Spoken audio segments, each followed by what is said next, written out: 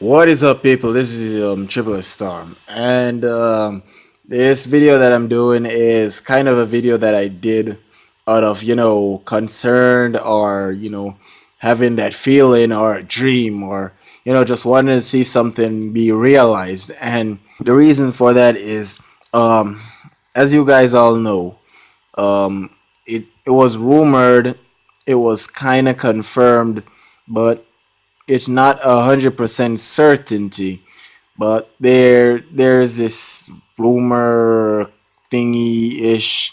Um, I'm just gonna say it's a talk on social media, and the talk on social media is that the Project Scorpio, which was I think it's the Xbox One S or something, and the PS 4.5, which are Sony and Microsoft's respective consoles, they're supposedly talk that these are gonna be the last consoles in their console generation, and that their cycle has come to an end, and that they won't be making any more consoles. They're just gonna be making updates and patches to improve the overall feel of the console and to meet the requirements of the suppliers. But I'm not 100% sure about that, because console gaming in itself is something that makes money.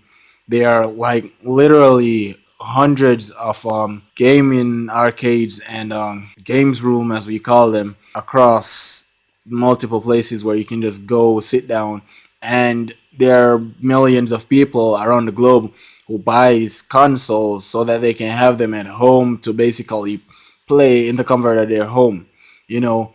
And then there's the need for it for people who are YouTubers, who that's basically their life. Their life is to wake up, drink a cup of coffee, get around their console, play some games, get some recording in, edit that, and put that up. And that's where their money is. That's where their bread and butter is. And to know that these two top companies are just gonna stop making consoles is something that it's it's not impossible. It's just not something that I saw coming anytime soon. So yeah, it's just one of those things. But honestly, in my opinion, I thought that maybe there was gonna be at least two or three more console generations. At least go up to like 2025, 2026, something, and then they'd probably say, "All right, this is the cutoff point. We've done enough, and we've gone far enough. We've made enough money.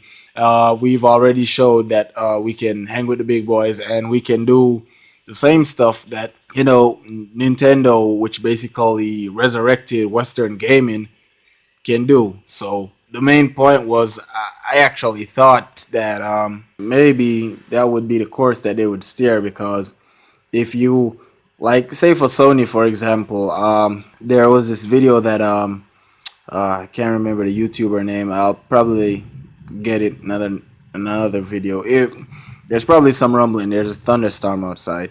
It was basically saying that Sony as a company on a whole, they have their movie department, and there's a console department, there's music, and it's a whole variety of stuff. But the console aspect of Sony is doing great. Other aspects, I mean, aside from the movie, yeah, it's not so much. There's because, like, they do TVs, they do cell phones, and all that stuff, and they're not as hot as the console, marketing, because console marketing has dedicated fans. Yeah, so that's with Sony. With Microsoft, they have pretty much great success with Windows 10 right now. They're doing okay. They're doing fine. I don't really, and their Windows Phone, they took over Nokia, and they're doing great. They're doing fine. So to see this thing about this being the end of console generations for those two companies, the two giants per se, because they're in their league with both of them, so that's great. And when it comes to Nintendo, we already know how that is. The Wii U wasn't as great a success as the Wii was, or as the Nintendo 64 was.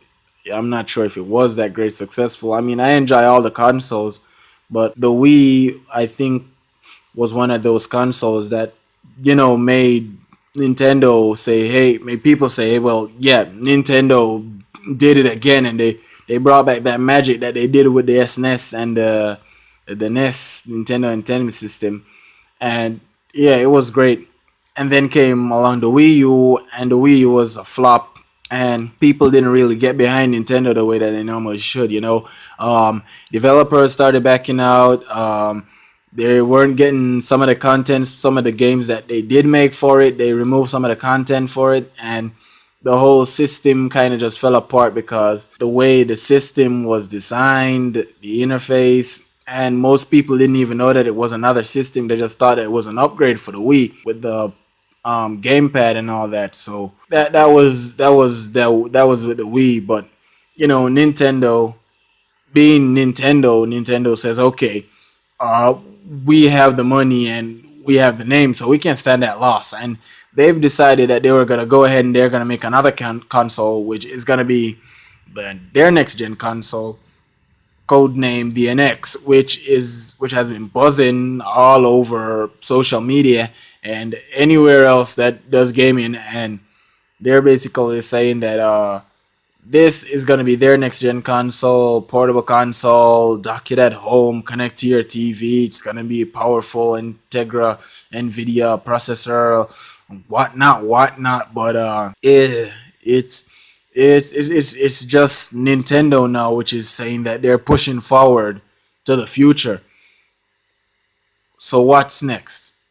Now, as you can see from the title, and if you've seen the thumbnails, then a Sega next gen console. Now, before somebody sues me, or before you guys started blowing up the comments about how you guys were promised truth and real from not real, let me just be clear. This is just what I think should happen or what I wish would happen, which would change the way the console industry is going right now. Because with Microsoft and Sony, would if they basically took the backbench and said, okay, we're just gonna leave this for a while. I mean, for them to make a comeback, to make another console, let's say a console generation is like 5 years or 6 years, and they wait another 5 or 6 years, or even 10 or 12 years, and they're still giving support to their current generation consoles now and improving that, and then just pretty much just waiting to launch something huge. What does that leave? That leaves Nintendo still there doing what they do, just staying in their own bracket, which is basically just providing a console which does what consoles do: play video games, entertain people. That's just it.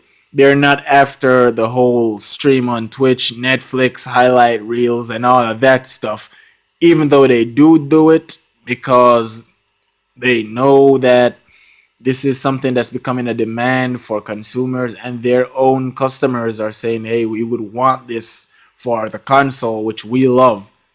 They still think to themselves that we can do what we normally do, and not pay attention to the customers who want the next Nintendo console. Like, let's say the NX, they want the NX to be like the PlayStation 4.5 or Xbox Project Scorpio, and that's what they want. Nintendo doesn't want that. They just want to remain to their formula, which they have used and has made themselves successful for so many years. But being that as it is, let's say they do that, and with the current specs on the NX now, they have a pretty decent console coming, and they're in their own little bracket. They're alone there. They have no rivals, no challengers, and they're just doing their thing, making their money, and pleasing their customers. And we're gonna get bored pretty soon because it's like, let's say Toyota was the only car company making cars now, we'd all have the same thing. Nothing would be different. If we wanted something different, we'd have to go back to the older car companies, like say our old Dodge, and old Ford GT, an older car which doesn't have it's not new. It's just different, but it's old. So now that's where Sega comes in.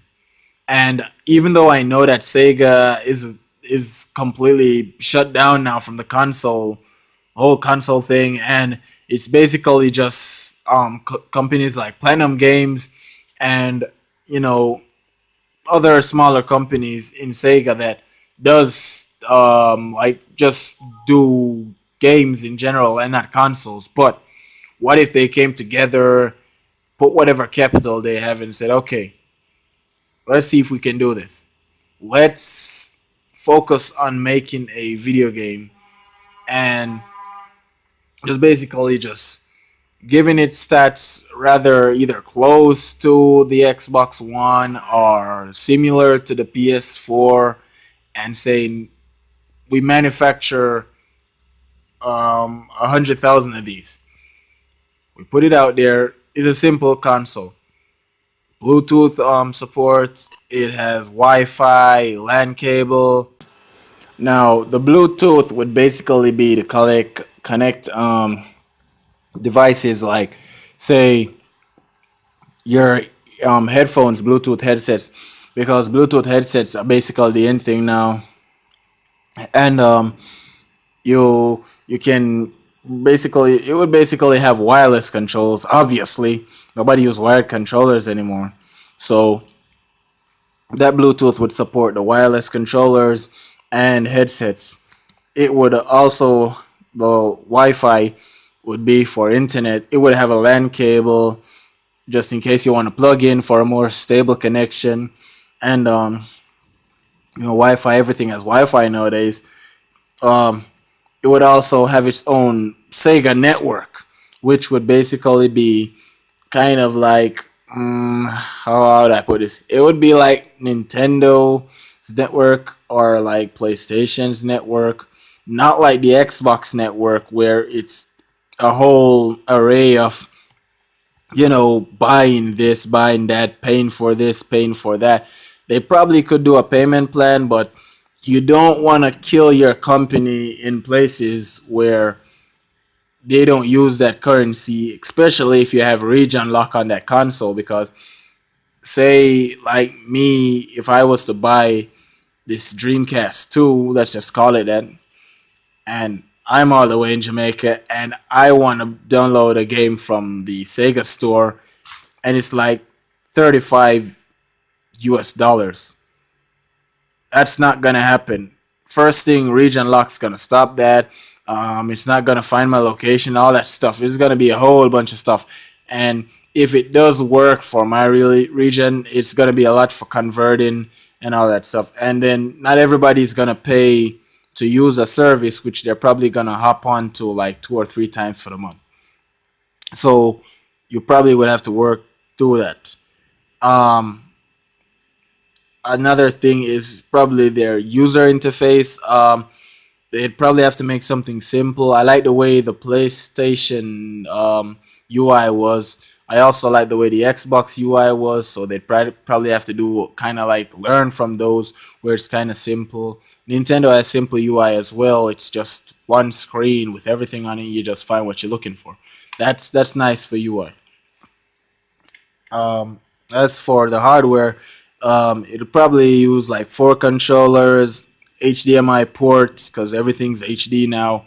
It's basically a next gen console, so obviously it's gonna be HD. Now I'm probably out of time here, so I'll upload another video where I finish up with the rest of these stuff to let you guys. I'll give you guys an update, basically a part 2. So yeah, you guys just look out for that.